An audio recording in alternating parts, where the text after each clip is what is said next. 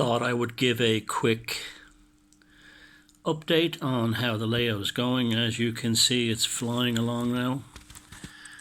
I put an old loading bank over there and I've really hit hard on the trees and the small details regarding figures, vehicles and so on. I really liked how this end down here came out with the trees behind the turntable and engine shed, and it's basically just populating it as much as possible. The thing I've come to show you today is I will be making proper videos shortly. Well, not super shortly, but I will be making proper videos now that the layout is reaching completion. And well, it's never complete, but the point where I'm going to start filming properly with proper cameras on tripods and none of this shaking stuff anymore, and decent quality videos talking about rolling stock, talking about prototypes. Now this is the DC section here. I know it's Märklin C-track, but it's been rewired for DC, which you can do. It's the only track system I think Märklin makes that can be easy enough adapted to DC. I'll make a video on that later. It's a great track system. It's code 90 and it fits in nicely with the code 100s. So I'm using, Pico turnouts and stuff with the track. And then we have the AC section in the middle of Märklin. So what I want to show you here today is an antique. This is from the 60s. It's a company called Lindberg Line. Now, Classic Model Trains did a recent video on upgrading and repairing these, and these were in many ways a loco made by a company that was known for building plastic model kits, airplanes and that kind of thing, like Airfix or Revell, and they got into the model train market. And this thing was, in some ways, was ahead of its time. It had RP25 wheels. It was driven by a kind of a spring mechanism, like a band mechanism using a spring. It had a skinny flywheel, which works, and they were nice models. And they were, apparently Lindberg were at one point were planning to bring out, I think it was an Alco C40. It never came to production, or one of those Alco Locos. But they made a fatal flaw, and you can see it on the Chicago and Northwestern paint scheme. You see where the yellow has chipped off the black. They used a plastic that wasn't styrene, and it didn't connect with the paint very well. In fact, I don't know what it was. It was like Derlin or something like that. It's a flexible plastic. It doesn't take paint well. Well, it does for a while, and then it falls off, as you can see here. Now, this is from the early 60s. It's never been opened. It has an interesting story. I bought it off a guy in Sweden who brought it back in the late 60s to his brother who lived in Sweden. He was working in the United States, and he didn't realize his brother had a Märklin AC system. He didn't know the difference, and he just thought, I'd bring back my brother a Loco.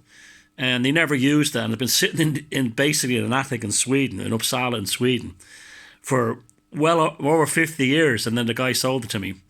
And this has never been opened. As far as I know, I had a quick look under the plastic. All the accessories are in there, including the spare spring and everything. So at some point down the road, we will have an unboxing of an unopened 1960s Lindberg Line Loco. However, this is not the only Lindberg Line Loco I own. I do have another one, and I bought this when I lived in the US, and we'll bring it out of the engine shed. Yep, here it comes.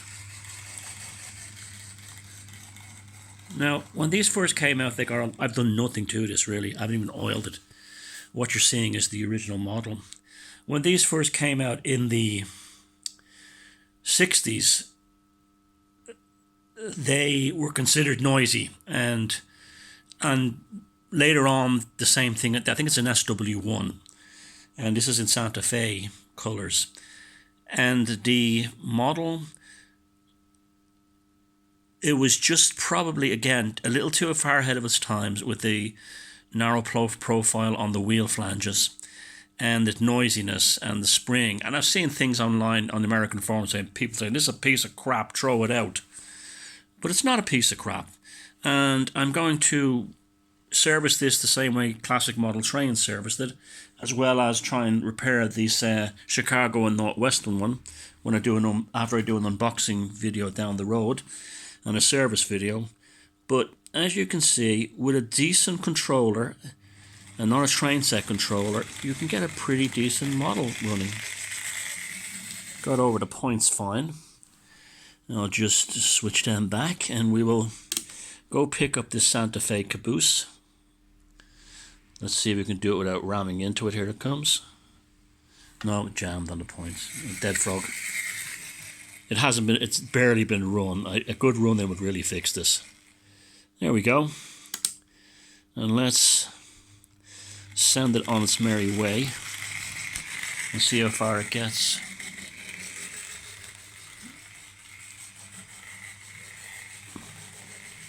So the Lindberg Line were also well regarded for their trucks, bogies as we call them here, that they sold in clear plastic boxes that were very popular at one time, and that was predominantly what gave them the edge in the model train market. They never really went beyond this.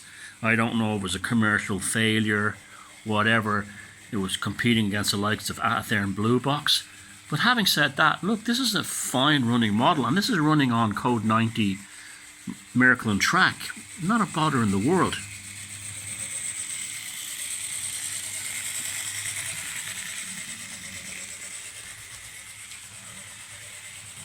I will sort out the lighting better for when I am doing the proper filming, so you get more light on this end here. But you can see down here how I set it up with the new trees and stuff and that retaining wall. I'm really happy with that. And this thing will fly like a bomb. I mean, I've barely got what I haven't got the controller, the gauge master controller halfway up. So, but I've seen these things fly like a bomb. But again, gently, and show them a bit of care and love, and you'll have a nice little model. So we'll send it in the other direction. I don't know if the caboose will derail. What I'll do is I will send it back into the yard. Okay. This is the beautiful thing of this hobby.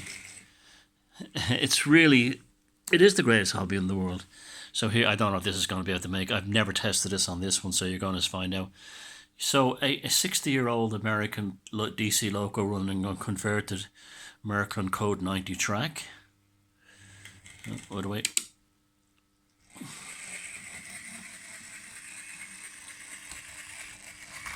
Nah. Yeah, something came off.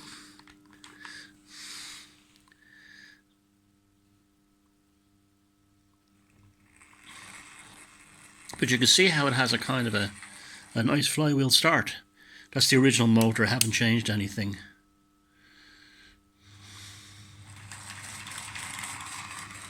The caboose is still off the track.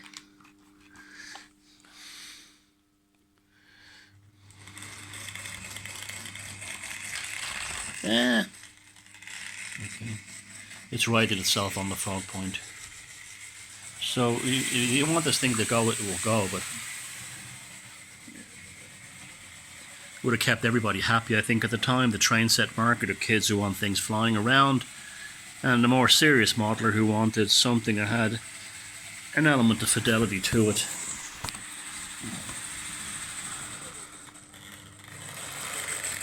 And as you can see, headlight. So,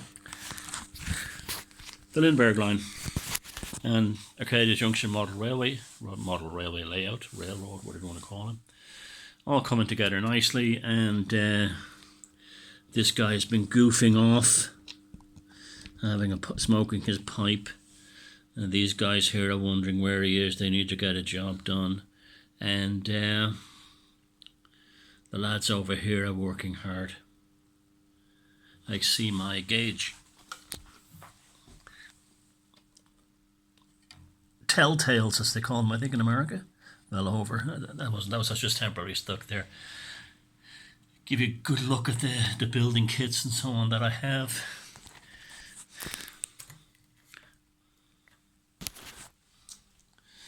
Again, my model train layout is a fantasy layout. It's not adhering to any one particular prototype, but trees, and more trees to come.